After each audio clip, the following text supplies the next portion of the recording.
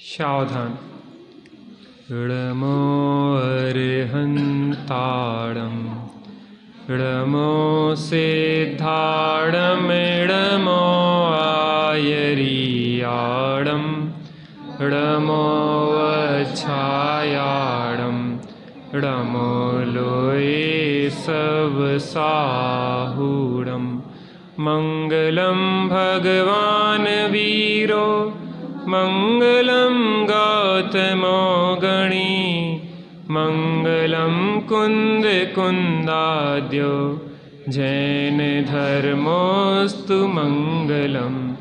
सर्वमंगल मांगल्यं सर्वकल्याणकारकं प्रधानं सर्वधर्माणां जैनं जयतु शासनं जैनं जयतु शासनम्। जीवमजीवं दव्वं जिणवरवसहेण जेणणे दिट्ठं देविन्दविन्दवन्दं वन्दे तं सर्वदा शिरसा। आत्मज्ञान ही ज्ञान है शेष सभी अज्ञान। विश्व शांति का मूल है वीतराग विज्ञान वीतराग विज्ञान। राम कहानी। कौन राम की कहानी है? एक राम दशरथ का बेटा, एक राम घट घट में बैठा, एक राम है जगत पसारा और एक राम सब जग से न्यारा। चार रामों की यहाँ चर्चा है, लेकिन मुख्यतः यहाँ पे दशरथ के पुत्र राम के माध्यम से कथा हो रही है और बात चारों राम की यहाँ पे की जाएगी। बेटा वो ढपली उठा देना वहाँ से, अलमारी में होगी या ऊपर है वो। वास्तव में महापुरुषों का जीवन चरित्र हमारे जीवन चरित्र को बदलने वाला होता है। आज दशरथ के पुत्र राम की कथा सुनाई जा रही है, कल हमारी कथा सुनाई जाएगी। हम अपने जीवन को इतना उज्जवल और निर्मल बनाएं कि जिससे दूसरों के लिए अनुकरणीय और आदर्श हों। शुरू करते हैं। राम कहानी सुनो रे राम कहानी, राम कहानी सुनो रे राम कहानी। सुनत हरस आवे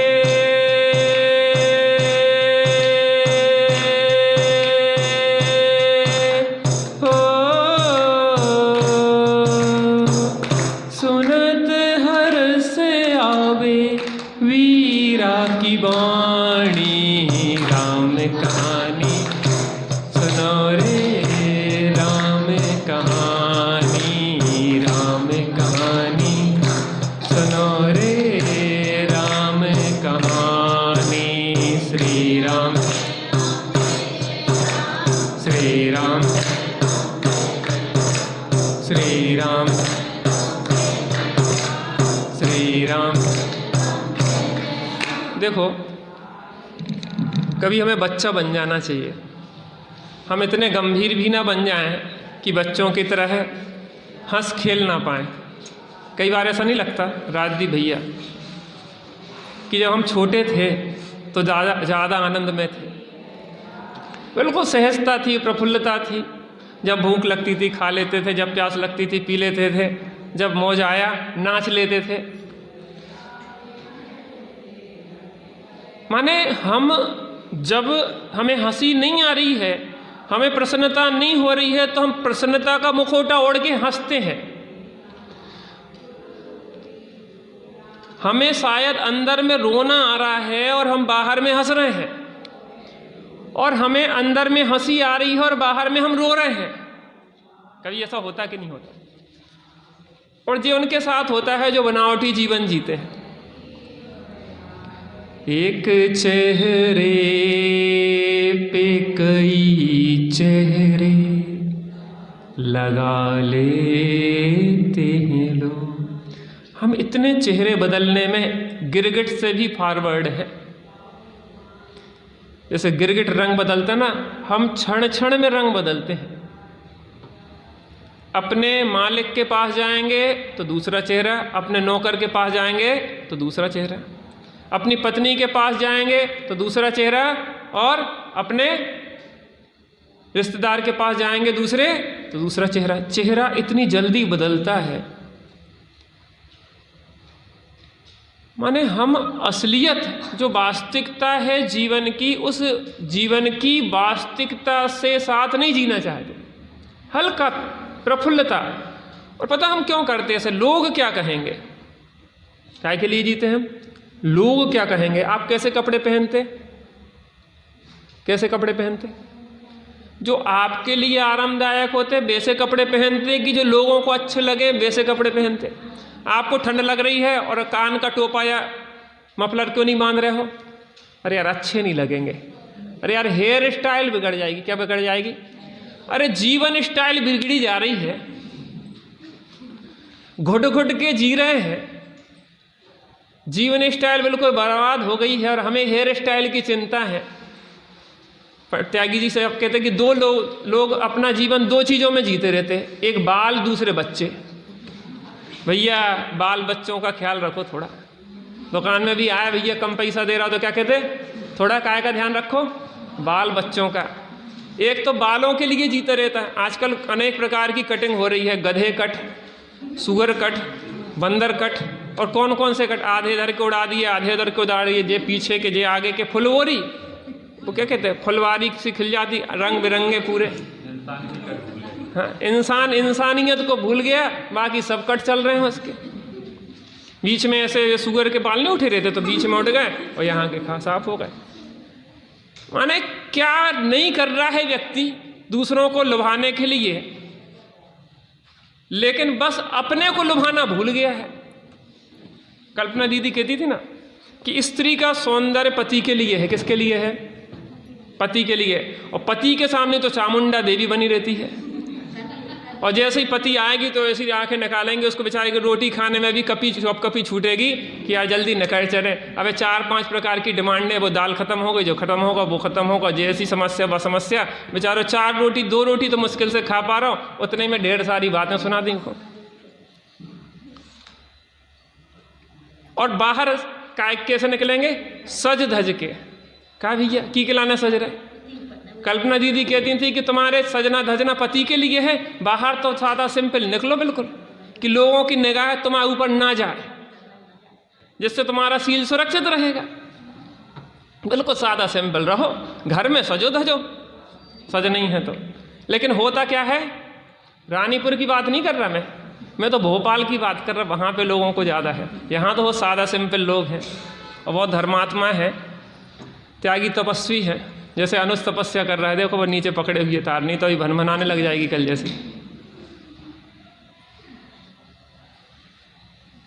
वास्तविक जीवन से हम कट गए हैं और नाटकीय जीवन को जी रहे हैं। अभी अपन यहाँ बच्चे तो ताली बजा रहे हो, जय राम श्री राम जय जय राम कह रहे हो, बड़े लोग ऐसे बैठे बिल्कुल जैसे कि उनके पास 5 कुंटल को बोझ रखो है। अबे भी घर की चिंता है, उसने ग्राहक ने वो कह दिया था, और घर में उसने कह दिया था, और कल क्या बनाना है, परसों क्या करना है। अरे ये सब छोड़ के थोड़ी देर झूम तो लो। आपकी आधी बीमारी ठीक ना हो जाना 5 दिन में तो हमसे कहना, बिल्कुल सहज हो जाओ, हल्के फुल्के हो जाओ। जब वो छोड़ दो कि हम बहुत बड़े हैं, अरे बड़े होते हैं अंदर की ऊंचाई से, आत्मज्ञान से बड़े होते। बड़े हुए तो क्या हुए, जैसे पेड़ खजूर, पंछी को छाया नहीं और फल लागत अति दूर। ऐसे बड़े होने से क्या होता, आपका जीवन इतना आनंदमय हो कि हर कोई सीखे। बड़े तो मुनिराज हैं, और मुनिराज के कोई पास कोई नाटकीयता नहीं होती, कपड़े धपड़े भी नहीं है, बच्चों जैसे सहज होते हैं। आप सोचो कितना सहज जीवन है, ना कोई बाल और ना कोई बच्चे। मुनिराज के पास बाल हैं ना बच्चे हैं। बाल ऐसे उखाड़ के फेंक दिए और बच्चे ऐसे छोड़ दिए। दोनों की समस्या उनसे भी नहीं है, समस्या है मोह की। बिल्कुल हल्के फुल्के जिए ना, और हल्का फुल्का जीवन है मुनिराज का। भूख लगी सो अपने सहज निकल गए, विधि मिल गई सो खा लो, और नहीं मिली सो अपने आनंद से आ गए। बच्चों जैसा है, बच्चे खेलते खेलते भूख लगी सो मम्मी के पास गए, मम्मी खाना खाना खाना, और मम्मी को तनक देर भई सो अपने फिर खेल में पहुंच गए। आप जो सोचो बालक बत बच्चों की तरह निर्विकार होते हैं, बच्चों के अंदर विकार नहीं होता है, बेजे भेदभाव नहीं देखते, इसके पास जाना इसके पास नहीं जाना, ये नहीं करना वो नहीं करना। बड़े लोग सिखा देते हैं पूरा नाटक, बच्चे तो सबके पास बढ़िया खेलते हैं। और एक चीज़ ध्यान रखना, आप कितनी परेशान हो और बच्चे को आपकी गोदी में लिटा दिया जाए, बच्चे के पास आपको पहुंचा दिया जाए, तो आप 5 मिनट में आपका टेंशन ब्लड प्रेशर सब सही हो जाता है। हमारी प्रीति दीदी के यहाँ अभी उनकी देवरानी के कितने सालों बाद बच्ची हुई, 4 लड़कों के ऊपर एक बच्ची, बहुत सालों बाद। तो वो बच्ची ऐसी है कि पूरे घर भर को हंसाती रहती, यहाँ जाएगी उसके पास जाएगी इसके पास जाएगी, सबको प्रफुल्लित। बच्चों जैसे हम सहज हो जाएं तो वास्तव में हमारे जीवन में बीमारी हो ना, क्योंकि 90% बीमारियां मन से शुरू होती है और शरीर में आकार लेती हैं। क्या कहा? 90% बीमारियां मन से शुरू होती हैं और शरीर में आकार लेती हैं। आप सोचते रहो कि भैया बीमार बीमार बीमार बीमार तो बीमारी हो जाएगी। जे एक सर्वे हुआ है कि मेडिकल कॉलेज में जब नए नए बच्चे जाते हैं और जिस बीमारी के बारे में पढ़ते हैं वो उन्हें लगने लगता है कि ये बीमारी हमें है, ये लक्षण तो हमें दिख रहा हो, जो लक्षण तो हमें दिख रहा हो, जो लक्षण तो हमें दिख रहा हो। क्यों? क्योंकि वो मिलान करते रहते कि ये तो हमें भी समस्याएं तो जीवन में बहुत हैं भाई साहब, और समाधान एक है। क्या है? तत्व विचार। जिनवाणी के में सब कुछ का समाधान है। सहज, बिल्कुल हल्के फुल्के, निर्भर। देखो तो करके, सबसे बड़ी दवाई है प्रसन्नता।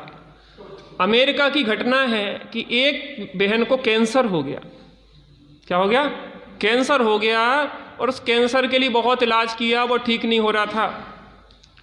एक बड़े डॉक्टर जो वर्ल्ड लेवल का डॉक्टर था उसके पास गए, उसकी फीस थी $500। कितनी थी? अगर डॉलर को रुपए में कन्वर्ट करें तो कितनी फीस हो गई? 40,000 फीस थी उसकी। और उस व्यक्ति ने बहुत सरल सलाह दी थी जो हम आपको फ्री में दे रहे। फीस दोगे कि नहीं दोगे?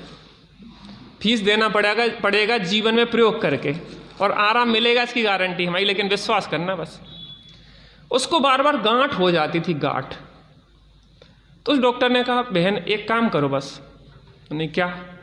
उन्हें कि एक काम करो कि आप याद करो कि आपने किसी के प्रति कोई गांठ बांध के रखी है क्या? क्या कहा? क्या कहा भाई साहब? क्या कहा राजदीप भैया? मन में आपने क्या किसी के प्रति कोई बैर भाव की गांठ बांध के रखी क्या? क्रोध का अचार मुरब्बा होता है बैर। अभी तो हम कमजोर हैं, समय आन दो, फिर हम बदला लेंगे। अच्छा मैं अभी अबला हूं, तूने मुझे पैर मारा है, मैं इसी पैर को खाऊंगी। किसने कहा था? वायु भूति की पत्नी ने, सुकमाल की भाभी। अग्निभूति की भाभी ने, अग्निभूति ने जब उसको लात मारी और उसने कहा मैं तो अभी अबला हूं, मेरे साथ तू कुछ भी कर ले, लेकिन एक दिन मेरा होगा कि मैं सबल होंगी और तू निर्बल होगा, तब मैं तेरी सी टांग को खाऊंगी। और ऐसी बेर की गांठ ने उसे व्याघ्री बना दिया। भाई साहब दूसरे की टांग खाना है तो व्याघ्री बनना पड़ेगा खुद को भी। सौदा बहुत महंगा है और तब तक के एग्रीमेंट है कि मोक्ष नहीं जा पाओगे। कैसे बदला लिए बिना कैसे चले जाएंगे? तुमने तो अनुबंध प्रतिबंध कर ही लिया है। तो उस डॉक्टर ने कहा कि बहन एक काम करो कि आप ये याद करो कि आपने किसी के प्रति क्या कोई गांठ बांध के रखी है? तो कि मुझे तो याद नहीं आती। कहले आप याद करो, बैठो शांत से ब्रेंच पे। 1 घंटे 2 घंटे विचार करती रही उन्हें कि हाँ 10 साल पहले उनने हमसे ऐसा कहा था। आप लोगों से तो नहीं कहा किसी ने 10 साल पहले कुछ? 2 साल पहले, 3 साल पहले, 5 साल पहले, 20 साल पहले, 50 साल पहले? हमें 50 साल की याद है भाई साहब। हम पूछे चाची वो याद है अभी आज प्रवचन में कहा था, कहने लगे हमें क्या बताएं, हमारी याददाश्त बहुत कमजोर है। अच्छा 25 साल पहले उन्होंने कछु कही थी आपसे? हाँ वो तो अभी याद है। 25 साल पहले की याद इसलिए है कि अपन को उसका रस है, और जिनवाणी का रस, यहाँ की बात नहीं कर रहे हम तो वहाँ की बातें कर रहे हैं। यहाँ तो बहुत धर्मात्मा लोग हैं। क्या कह रहे हैं? उस बहन ने याद किया, डॉक्टर को बताया कि हाँ मेरी उसके प्रति गांठ है। कहने यहाँ बैठ के प्रतिक्रमण करो, प्रत्याख्यान करो और आलोचना करो, जो सवेरे चर्चा चल रही है। खम्मामी सब जीवाणाम सभ्य जीवा खमंतु में मेत्तीये सब भूयेसु बेरम मध्यम नाक्यण भी। मैं सब जीवों को क्षमा करता हूं और सब जीव मुझे क्षमा करें, मेरा किसी के साथ कोई भेदभाव। आप अभी प्रयोग करके तो देखो, एक क्षण में ऐसे गल के आपकी गठाने फिक जाएंगी, ऐसी गठाने। गांठें, कैंसर की गांठ, कैंसर रोग बनता है मूल मानसिक गांठ से। और आज के ज़माने में सबसे ज़्यादा कैंसर हो रहा है, उसका कारण है कि हमारे अंदर दूसरों के प्रति गांठें बांध के रख ली हमने, बहुत गहरी। एक गांठ, दूसरी गांठ, तीसरी गांठ, इसके प्रति उसके प्रति, और धीरे धीरे हम गांठ गठीले इतने हो जाते हैं कि जीवन का आनंद ही भूल जाते हैं। जिनवाणी की गोद में सब गांठों को क्या करो, होम कर दो, विसर्जित कर दो। यहाँ महायज्ञ चल रहा है। इस यज्ञ में अपने अंदर की जितने विकार हैं, जितनी कसाएं हैं, जितने भेदभाव हैं, सबको यहाँ होम कर दो। फिर देखो जीवन कैसा आनंद प्रफुल्लतामय होता है। सही बताएं, हमें कहीं जाने की जरूरत नहीं है। जैनी बीमार हो जाए इसमें आश्चर्य है। लोग कहते हैं आप जैन, आपका रहन सहन आचार विचार इतने अच्छे होते हैं जैनियों के कि वो तो बीमार ही नहीं होते। डॉक्टर खुद कहता है कि आप जैन होके बीमार हो गए, ये आश्चर्य की बात है, क्योंकि आप रात में खाते नहीं हैं, आप दूसरों को सता के खाते नहीं हैं, दूसरों को कष्ट देते नहीं हैं, सबके प्रति मैत्री भाव की भावना भाते रहें, सुखी रहें सब जीव जगत के, कोई कभी ना घबरावे। और बेर पाप अईमान छोड़ जग नित्य नए, घर घर चर्चा रहे धर्म की, दुष्कृत दुष्कर हो जावे, और ज्ञान चरित उन्नत कर अपना मनुष्य जन्म। ऐसी भावना भाने वाला कैसे बीमार हो सकता भाई साहब? बस थोड़ा सा प्रयोग करें, हल्के फुल्के, बिल्कुल जीवन में इतने निर्भर हो जाएं, इतने निर्भर, इतने हल्के फुल्के हो जाएंगे कि जीवन में खोजे से दुख नहीं मिलेगा। क्या नहीं मिलेगा माता? क्या नहीं मिलेगा? खोजे से दुख नहीं मिलेगा। दुख भी दुखी होके चला जाएगा। दुष्कृत दुष्कर हो जावे, दुष्कृत को करना दुष्कर हो जाएगा। और आज हमारी समाज में ऐसा है, रानीपुर आज लोगों के लिए एक आदर्श है कि इतने प्रेम से सब लोग मिलके बैठते हैं। आज कोई भी व्यक्ति सोचता है तो तीनों मंदिरों के बारे में सोचता है कि अपन सब जगह ऐसा करेंगे, ऐसा करेंगे। इतना प्रेम सबके अंदर है। एक एक समाज के व्यक्ति के लिए सोचता है कि सब समाज कैसे अच्छी तरह से रहे। और आज इसी बल पे हम पूरे भारत में तो घूम ही रहे। इस बल पे हम कहते हैं कि अगर देखना है कहीं जाके तो रानीपुर का समाज देखो, रानीपुर के परिवार देखो, रानीपुर का प्रेम देखो, रानीपुर की सेवा देखो, रानीपुर में भक्ति देखो, पूजा उपासना देखो, ज्ञानियों का सम्मान देखो। हमारे माध्यम से ही एक महावीर स्वामी हुए, और एक महावीर स्वामी आज तक उनका नाम चल रहा, क्योंकि वो ऐसा कुछ कर गए कि जो लीग से हटके था। लोग अपने निस्वार्थ वृत्ति से जी रहे थे और उनने निष्प्रह होकर सब जीवों को हित का उपदेश दिया। पता आपको राम का चरित्र इतना प्रसिद्ध क्यों है? 100 से अधिक कवियों ने राम के चरित्र पे लेखनी चलाई है।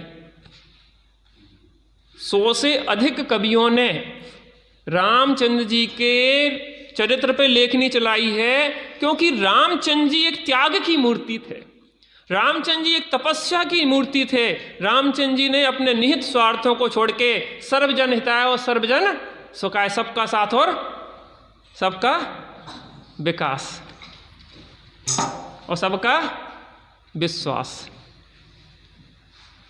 काय की नींव डाली थी?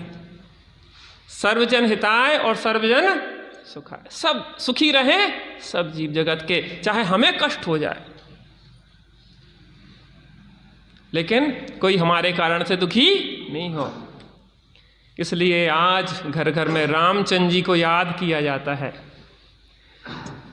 हा कथा चल रही थी अपनी अयोध्या नगरी में।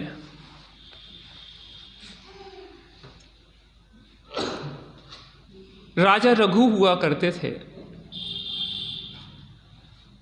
राजा रघु बहुत प्रतापी न्यायवंत राजा थे। राजा रघु के पुत्र का नाम था अरण्य।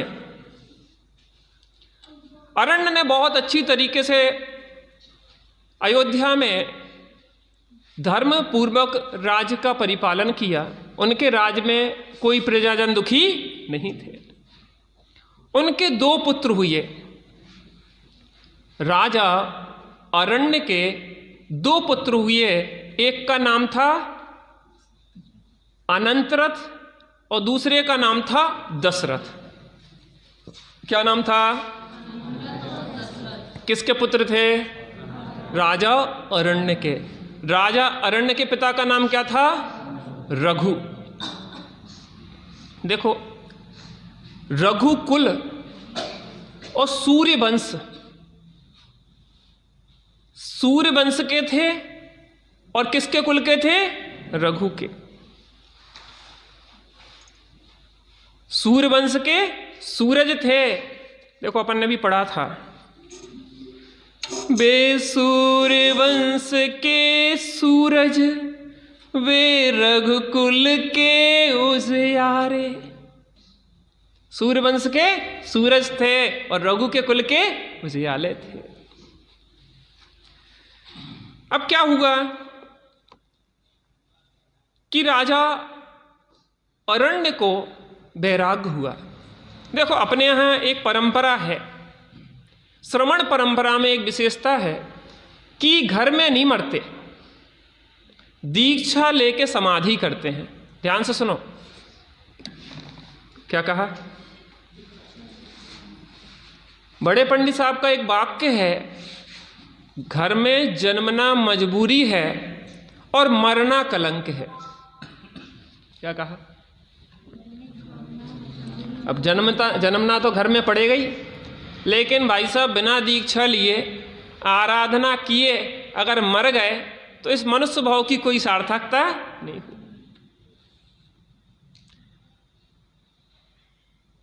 परंपरा है कि जैसे ही पुत्र योग हुआ, उसका राज तिलक किया और वो दीक्षा लेके चले गए। बहू घर संभालने लायक हुई और माता ने आर्यिका दीक्षा ली और चली गई। क्योंकि सम्यक दर्शन तो चारों गतियों में होता है, लेकिन संयम की उत्कृष्ट साधना तो मनुष्य पर्याय में। नरकों में जीव मुख्यता से पाप के उदय को भोगता है। मनीष भैया,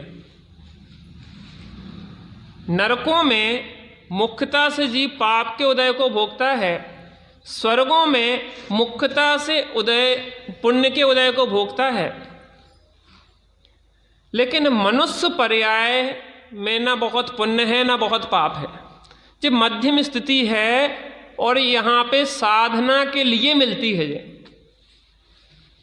अपन को याद होगा प्रसंग, जब पालकी उठाने का अवसर आता है तो सौधर्मेंद्र आदि कहते हैं कि हम पालकी उठाएंगे। तो उन्होंने कहा कि भैया, जो संयम धारण कर सकता हो वही पालकी उठाने का प्रथम अधिकारी है, और वो सौभाग्य किसको मिलता है? मनुष्यों को। हमारे जीवन में अगर सामर्थ्य नहीं है तो भावना भाने में कंजूसी नहीं रखना चाहिए। भावना तो यह भावना चाहिए, संत साधु बन के बिचरूं, वह घड़ी कब आएगी। संत साधु एक साथ, के बिचरूं वह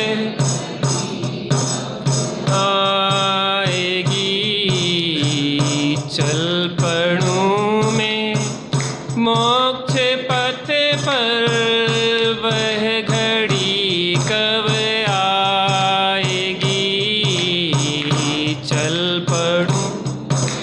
एक साथ।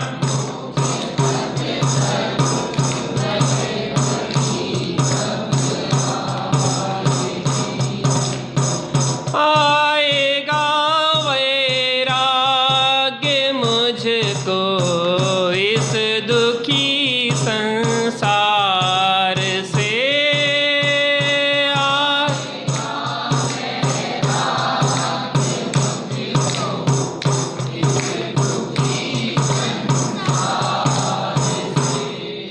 छोड़ कर घर वार दीक्षा की घड़ी कब आएगी, छोड़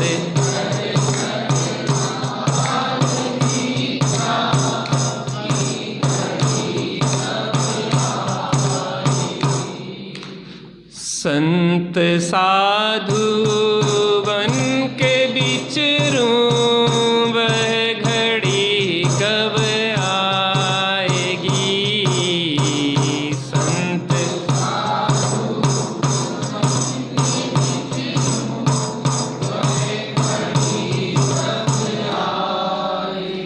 देखो सामर्थ्य नहीं है तो सामर्थ्य प्रकृति अपने आप देती है। भावना तो भाव, वह श्रावक नहीं है जिसके हृदय में निरंतर निर्ग्रंथ दशा को धारण करने की भावना न जगे, वो श्रावक नहीं है। निरंतर भावना यह होना चाहिए कैसे निकलूं, कैसे निकलूं। निर्ग्रंथ पद हितकार आत्मन धारण करो रे, निर्ग्रंथ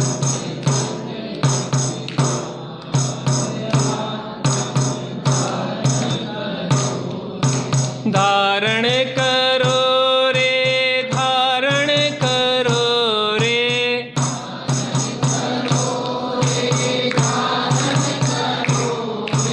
केसों को कर से उखाड़ पीछी का मंडल धरो रे,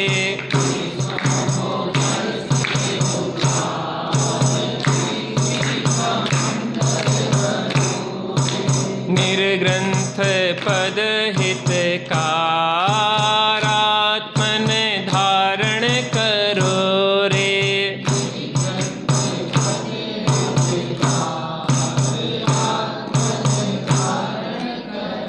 अरे महामुनिराज का जीवन कितना आनंदमय होता है, क्षण क्षण में अंदर में आनंद के झरने जड़ते हैं जहां पे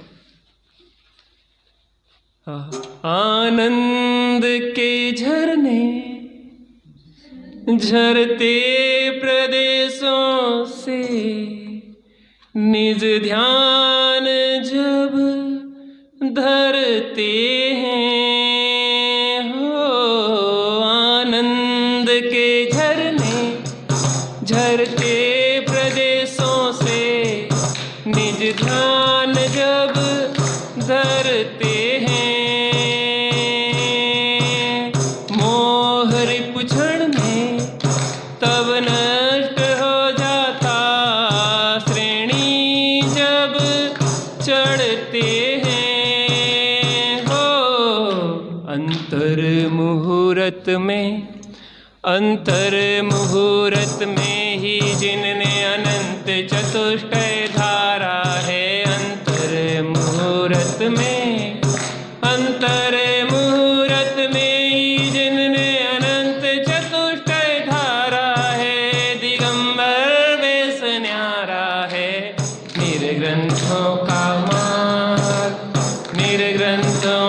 मार्ग हमको प्राणों से भी प्यारा है, निर्ग्रंथों का मार्ग हमको प्राणों से भी प्यारा है, दिगंबर वेश न्यारा है, निर्ग्रंथों का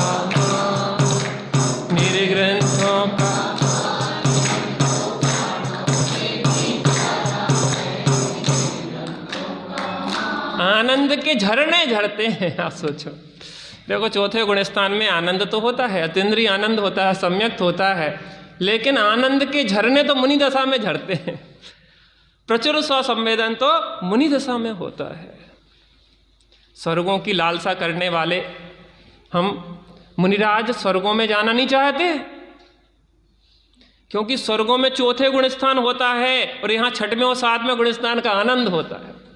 लेकिन मजबूरी है कि सम्यक दृष्टि स्वर्ग में ही जाता है। लेकिन स्वर्गों में रह के भी यह भावना भाता है कि कैसे यहाँ से निकल के रमत अनेक सुरन संग पर तिस परिणति से नित हटा हटी चिन्मूरत दृगधारी की मोहरीत लगत है हटापटी। लिप्त नहीं होते और शीघ्र मनुष्य भाव पाके और दीक्षा लेके और मोक्ष। जय जयनाथ परम गुरु। राजा अरण्य को बैराग हुआ और राजा अरण्य ने अपने पुत्र अनंत रथ से कहा कि पुत्र, दीक्षा लेने में जा रहा हूं और तुम इस राज्य भार को संभालो। अनंत रथ ने कहा कि पिताजी, राज्य भार में आपने सुख भोगा कि दुख भोगा?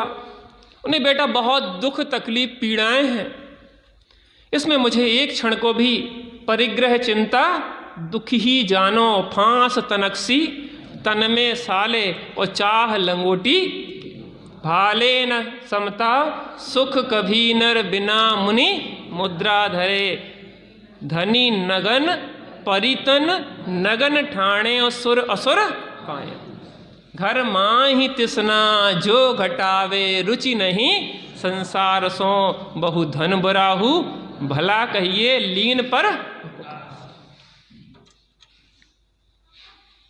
एक लंगोटी की चिंता भी जहां दुख देती और हम आकंठ परिग्रह में डूबे हैं, हमारा क्या हाल हो रहा है। परिग्रह से प्रभुता मानना नहीं है, परिग्रह में प्रभुता नहीं है, परिग्रह तो हमारे लिए चिंताओं का घर है। क्षण क्षण कसायों के प्रसंग ही बने जहां मोही जनों के संग में सुख शांति है कहाँ। मोही तो मोह में ही लगाए रहेंगे। अब तो रहूं निर्जन वनों में गुरुजनों के संग और शुद्धात्मा के ध्यान में हो परिणति संग। निर्ग्रंथता की भावना अब हो सफल मेरी बीते अहो आराधना में हर घड़ी मेरी क्षण क्षण कसायों के प्रसंग ही बने मोही जनों के संग में सुख शांति हो कहाँ। जग संगति से तो बड़े दुख में भ्रमण फेरी निर्ग्रंथता की भावना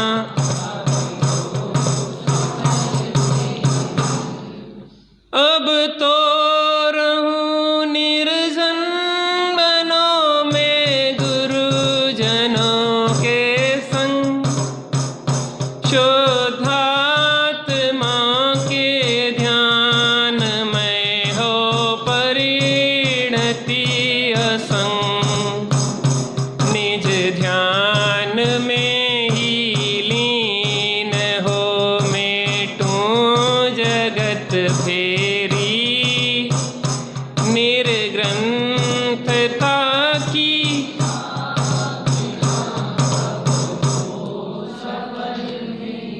निरंतर भावना भावने में कोई कंजूसी। पिताजी, इस राज्य को आप छोड़ रहे हैं, इसको बुरा जान के छोड़ रहे हैं कि भला जान के छोड़ रहे हैं? बेटा बहुत कष्ट पीड़ा तकलीफ है इस परिग्रह प्रपंच में। तो उन्होंने कहा कि पिताजी आप मेरे शत्रु हैं कि मेरे हितैषी हैं? कहले बेटा हम हित चाहते हैं तो कहने लगे, जिसको तुमने बुरा जाना, जिसमें क्षण मात्र को भी सुख नहीं जाना, उस परिग्रह प्रपंच में मुझे डुबोना चाह रहे हो? जो मेरे साथ अन्याय है। और अनंत रथ तैयार नहीं हुए राज्य लेने के लिए। कौन? अनंत रथ को समझा नहीं पाए। कौन? राजा अरण्य। एक इस संबंध में वज्रदंत चक्रवर्ती का 12 महासा आता है, बहुत बढ़िया। 1000 बहुत गुणवान पुत्र थे, बहुत गजब का है, आप पढ़ना उसको। और वो दीक्षा लेने के लिए तत्पर हुए और उनके बहुत अच्छे योग गुणवान सुपुत्र थे। और कैसे वैराग हुआ, बहुत ही रोचक प्रसंग है, ध्यान से सुनिए। देखो वज्रदंत आए, अपनी सभा लगाए, ताके पास बैठे राय 32,000 हैं। इंद्र कैसे भोग सार, एक एक शब्द सुनना ध्यान से। इंद्र कैसे भोग सार, रानी 96,000, पुत्र 1,000 महान गुणवान है। ऐसो काल पाए माली, लायो एक डाली। कमल का फूल, सहस्त्र दल कमल लाया एक माली। तामे अली अंबुज मरण भयकार है, नासिका के हेतु भयो भोग में अचेत, सारे रैन के कलाप में बिलाप एन करे हैं। वज्रदंत चक्रवर्ती अपनी सभा में बैठे हुए हैं। देखो वज्रदंत आए, अपनी सभा लगाए, ताके पास बैठे राय 32,000 मुकुटबद्ध राजा एक चक्रवर्ती के अधीन होते हैं। ऐसे बैठे हैं हाथ जोड़ के। इंद्र कैसे भोगसार, इंद्र की तरह अखंड भोगों को भोगता है चक्रवर्ती। रानी 96,000 रानियां होती हैं। पुत्र 1,000, पुत्र तो बहुत थे, लेकिन 1,000 पुत्र बहुत गुणवान थे, विशेष गुण। पुत्र 1,000 महान गुणगार है। ऐसो काल पाए माली, लायो एक डाली।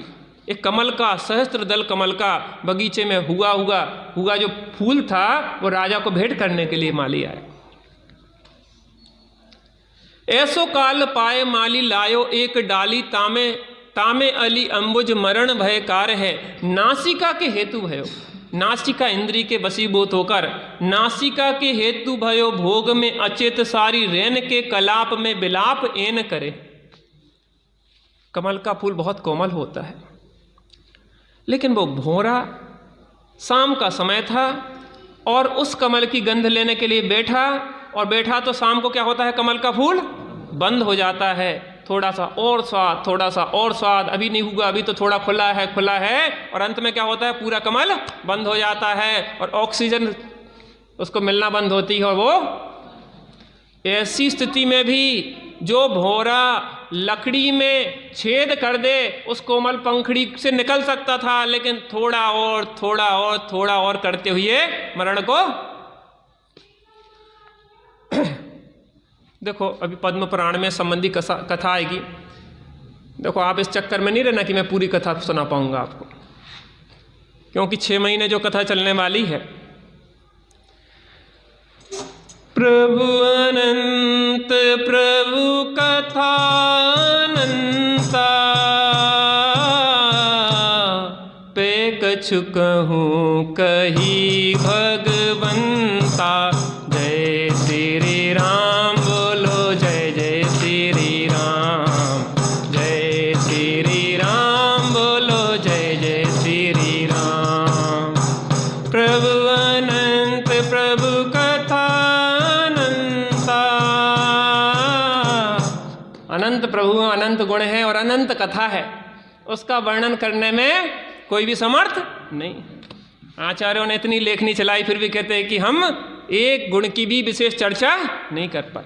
33 सागर तक सर्वार्थ सिद्धि में चर्चा होती है, फिर भी चर्चा पूरी नहीं होती है। ऐसे अनंत प्रभुतावान प्रभु हैं और ऐसी अनंत विभुतावान आत्मा प्रभु है, चैतन्य प्रभु है।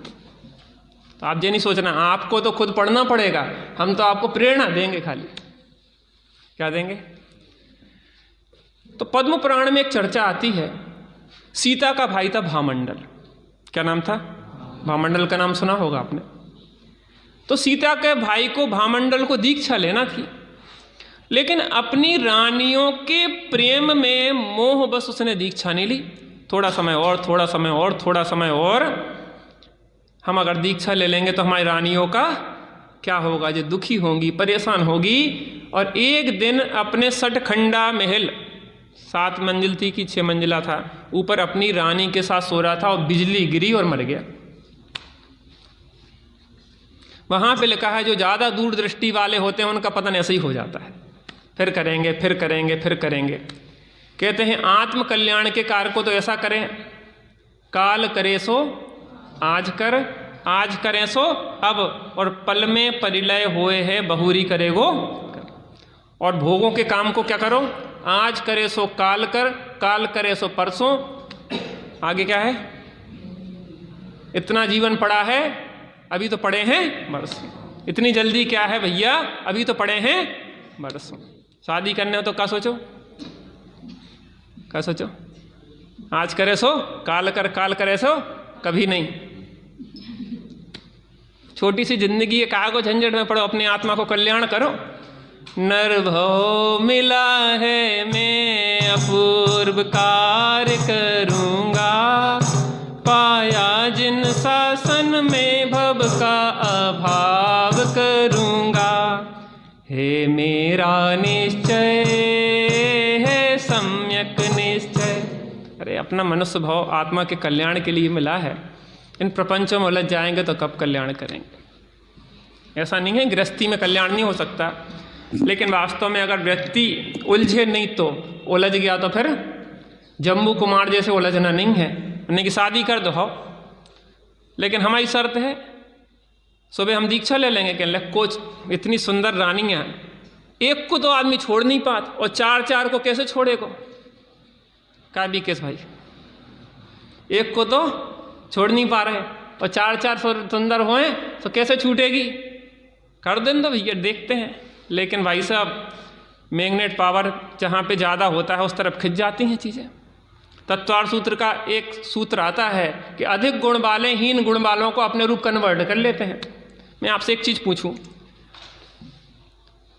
1 ग्राम गुड़ है और रेत डली है वहाँ पे या धूल डली है, नीचे आपने 1 ग्राम गुड़ डाला तो क्या रूप बन जाएगा, वो धूल बन जाएगा। और 1 कुंटल गुड़ है और 10 ग्राम रेत डाल दो तो क्या बन जाएगी। जो नियम है ना, जब गुड़ बनता है तो धूल धक्कड़ बहुत उड़ती है और उसमें वो गुड़ बनती चली जाती है। और थोड़ा गुड़ होगा धूल धक्कड़ में गिरेगा तो वो क्या बन जाएगा, मिट्टी बन जाएगा। आपके अंदर की ताकत कितनी है, आपका अंदर का पावर कितना है, वो पावर दूसरे को खींचता है, आकर्षित करता है। गंदगी गंदगी को खींचती है, जानते आप लोग क्या कहा हमने, गंदगी गंदगी को खींचती हो, सफाई सफाई को खींचती है। अमेरिका की सड़कें बिल्कुल चिकनी साफ सुथरी है, वहाँ कोई भी डस्ट नहीं है, कुछ नहीं है, आप थूकोगे कि नहीं वहाँ पे। और यहाँ पे जहाँ घूरा घूरा हो ना, घूरा कचरा थोड़ा सा डर जाए तो दूसरों ले आएगा ठोकनी, वो भी डाल देगो, तीसरे ले आएगा वो तो चौथो थूक देगो और 5वां जो कर देगो। और वो कूचड़ कूड़ा को घर, जैसे दिल्ली में पहाड़ बन गए ना कचरे के, काय पे बन गए, पहले एक ने कचरा डाला फिर उसको देख के दूसरे ने डाला, फिर डालते डालते पहाड़ बन गया। अच्छाई अच्छाइयों को खींचती है, बुराई बुराई को खींचती है। इसलिए हम क्या करें, गुण ग्रहण का भाव रहे नित, दृष्टि न दोषो। तो जब वो माली कमल लाया और कमल सूंघने को हुए राजा, उसमें देखा कि एक मरा हुआ भोरा पड़ा है और राजा को विचार चल गया, हम तो 5 ही के भोगी भय, जोगी नाही विषय, कसायन के जाल माही पड़े हैं। जो न अब हित करो, जाने कौन गति पर्यो, सो तन बुलाए के ए बच अनुसरे हैं। क्या बोला? बच्चों को बुला के कहा कि देखो भैया, ये एक इंद्री के बस में होके मर गया बेचारा, और हम तो पांचों इंद्रियों के बस में हैं, हमारी कौन सी दुर्दशा होगी हमें समझ में आ रही है। और बच्चों को बुला के क्या कहा? राज काज शीस धरो, प्रजा को हित करो, हम तो कर्म शत्रुअन की फौज सो लड़ेंगे। हम क्या करेंगे? क्या करेंगे? पीछे से क्या करेंगे चाची? कर्म रूपी शत्रुओं की फौज से लड़ेंगे। और तुम क्या करो? राजभार शीश धरो, प्रजा को हित करो। और बच्चों ने कितना अच्छा उत्तर दिया, विचारणी हमारे लिए है। तुम बुरो जान छोड़ो, हमें जग जाल बोरो। तुम बुरा जान के छोड़ रहे हो, हमें जग जाल में डुबो रहे हो। मानना चाहते हो तुम हमारे शत्रु हो कि मित्र हो? हम तो अच्छा चाहते हैं बेटा। मेरा नाम करेगा रोशन, जग में मेरा राज दुलार। कैसा करेगा? खूब अच्छे पढ़ जाओ बेटा, इतने पढ़ जाओ कि हमारी शकल मरे में भी नहीं देखना, सुब्रत राय की तरह। नहीं पता आप लोग सुब्रत राय नहीं जानते? बहुत सारे लोगों को जो बेसहारा करो ये बेचारा ठीक है। सुब्रत राय ने 500 करोड़, कितने? 500 करोड़ की शादी की थी जिस पुत्र की, जिस पत्नी के लिए उसने इतने पैसा सबके इकट्ठे कर करके प्रॉपर्टी जोड़ी थी, मरने के बाद ऑनलाइन दाह संस्कार किया उसने। आने की भी जरूरत नहीं समझी कि पिताजी ने इतने पाप किए हमारे लिए, तो कम से कम मुखाग्नि तो दिखा दे। सही है कि गलत है भैया? सही है कि गलत है? या बात हमने तो सुनी है, सही है। ऑनलाइन का जमाना है, ऑनलाइन कर हम ये कह रहे हैं उस व्यक्ति ने जिसने अपने बच्चे के लिए ऐसे सपने संजोए थे, मेरा नाम करेगा रोशन, जग में मेरा राज दुलारा। वो अग्नि देने भी इतना पढ़ाएंगे कि ऐसे चले जाओ दूर कि हमारी शकल नहीं देखना। मुझे एक चीज़ समझ में नहीं आती, पहले एक एक दर्जन होते थे और नौकरी करने की बारी आए, हम नहीं भेजेंगे, हमें नौकर बनाने का, अपन तो मालिक हैं, अपने तो दूसरे नौकरी कर रहे, अपन दूसरे की नौकरी करेंगे क्या? और अब जमाना जो है कि एक लड़का कोई को कितने भेज दे, चले जा बेटा अमेरिका, जितना खाने का ना पीने का ना संस्कृति ना सभ्यता ना व्यवस्थाएं, बेचारा अकेलो परेशान हो रहा। इतने की बात नहीं कर रहे हम तो वहाँ की बात कर रहे हैं। भोपाल मेट्रो सिटी है, राजधानी, हम तो आजकल राजधानी में रहते हैं भाई साहब, ऐसी वैसी जगह थोड़ी ना रहते।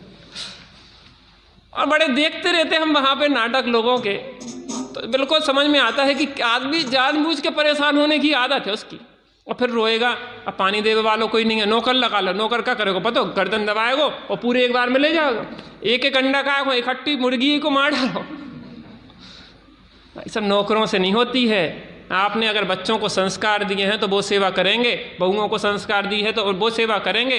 पैसों को कीमती ना समझो, लोगों को कीमती समझो, लोगों के लिए पैसा बहाओ, वस्तुओं का उपयोग करो और लोगों का सहयोग करो, तब जो समाज की व्यवस्था, घर की व्यवस्था चलती है। और हम लोगों का उपयोग करते हैं और वस्तुओं का क्या करते हैं? वस्तुओं का संग्रह करते हैं। इसलिए पता पड़ता है कि अंत में हम क्या रह जाते हैं? अकेले रह जाते हैं। बच्चों से हमेशा ये कहना, बेटा पैसा कोई नहीं है, जो कूड़ा करकट है, धूल धक्कड़ है, इसके चक्कर में जीवंत भगवान का तिरस्कार नहीं करना। एक व्यक्ति जमीन पे रोड पे जा रहा था और पीछे से एक BMW लिए पों पों पों पों पों करते हुए जा रहा था, और संत महात्मा जी आगे जा रहे थे। कहले, मूर्ख, बड़ा घमंड आ गया है तुझे इस टीन के डब्बे का, मैं रत्न गर्भा पृथ्वी पे चल रहा हूं तो मुझे तो अभिमान नहीं है। क्या बोला उसने? मैं जिस रत्न गर्भा पृथ्वी पे चल रहा हूं मुझे तो अभिमान नहीं है, और तू टीन के डब्बे पे बैठ गया हो, पौ पौ कर रहा है, बड़ा प्रदर्शन कर रहा है। जमीन तो रत्न गर्भा है, इसके नीचे रत्न है, और टीन का डब्बा है तेरा, तो उसका अभिमान कर रहा है। इन बाहर की चीज़ों से मूल्यांकन नहीं होता, ये हमें मूल्यांकन के पैमाने बदलना पड़ेंगे। तो बच्चों ने कहा कि तुम बोरो जान छोरो, हमें जग जाल बोरो, तुम रे ही संग महाव्रत हम धरेंगे, हम तो उगाल को ना अंगीकार करेंगे। उल्टी कौन कौन खाता है? अपना ही उल्टी क्यों ही कौन खाता है? कुकर सूकर खाते हैं भाई साहब, मनुष्य नहीं खाते। कौन खाते हैं? कुत्ते और सुगर खाते हैं। उल्टी कोई बमन कर दे तो उसको खाते हैं। अगर आपने किसी की छोड़ी हुई संपत्ति ली तो हम किस जैसे हो गए? पहले की नियम था माता पिता की संपत्ति का प्रयोग नहीं करते, हम खुद जाएंगे कमाने। चारू दत्त को जब हुआ पिताजी के कहने, पिताजी हम आपकी संपत्ति नहीं लेंगे, हम खुद व्यापार करने जाएंगे, अपने खुद की संपत्ति पे हम करेंगे। हम तो उगाल को ना अंगीकार करेंगे, हम इसको ग्रहण नहीं करेंगे। और यही अनंत रथ ने कहा कि पिताजी हम तो उगाल को अंगीकार करेंगे। और अनंत रथ किसी प्रकार से तैयार नहीं हुए, और अनंत रथ ने कहा कि पिताजी हम भी आपके साथ दीक्षा धारण करेंगे। 1 महीने के दशरथ थे। कितने महीने के? राजा अरण्य की 2 संतानें थीं। बड़े थे अनंतरथ, छोटे थे दशरथ। तो अनंतरथ तैयार नहीं हुए राज्य संभालने के लिए, तो 1 महीने के दशरथ का राज तिलक कर दिया। पल्ली भैया, आप बच्चे के भरोसे दुकान छोड़ सकते हैं? 1 महीने के बच्चे 1 महीने के बच्चे को क्या करो? राज तिलक करो। और वे दोनों चले गए कहाँ पे? जंगल में। घोर तप किया अनंत रथ ने, घोर तप, जिससे उनका नाम हो गया अनंत वीर्य। इतना तपस्वी थे वो। और राजा अरण्य मोक्ष चले गए और इन्हें केवल ज्ञान हो गया। आहा, बोलो भगवान अरण्य की, भगवान अनंत रथ की। क्या अब सोचो, मोक्ष इतना सरल है, कोई कठिन नहीं है, मुझे नहीं तो मोक्ष जैसी सरलतम क्रिया कोई दूसरी नहीं है जगत में।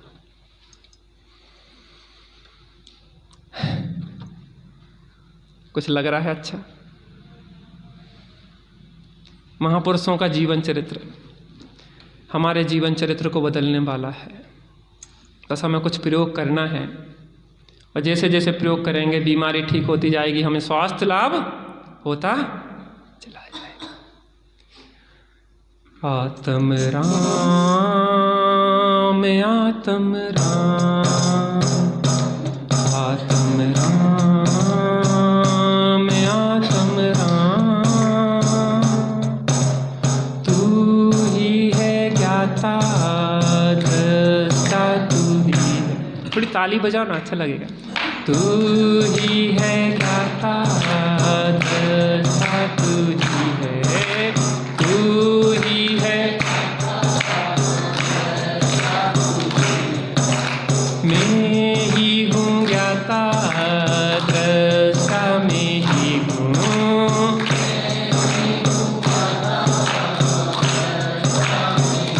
मैं ही हूँ सुख निधान। आत्म राम आत्म राम,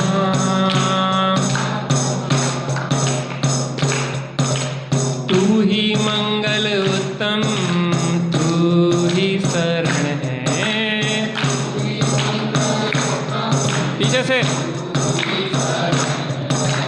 तू ही मंगल उत्तम, तू ही शरण है।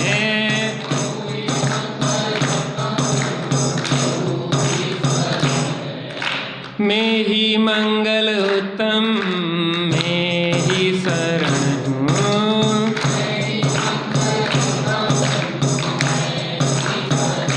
ही हो शाश्वत धाम आत्म राम।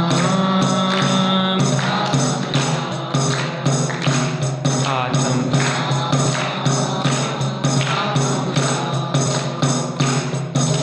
तू ही है साधन साध्य, तू ही है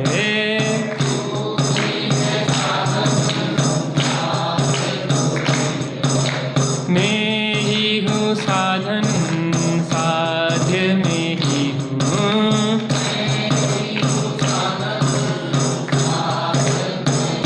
मैं ही शिव स्वरूप शिव का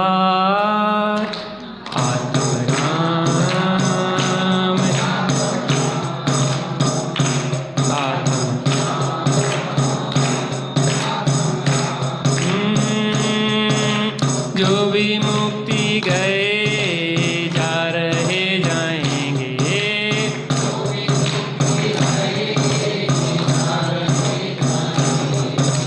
जो भी मुक्ति गए जा रहे जाएंगे।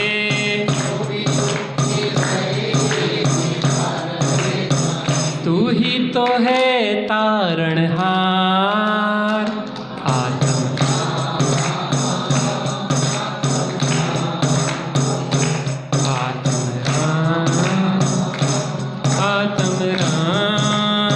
जग में साचो शरण धाम आत्म राम। आत्म राम आत्म राम आत्म राम। बोलो बीतरागी श्री रामचंद्र की। देखिए निज निधि निज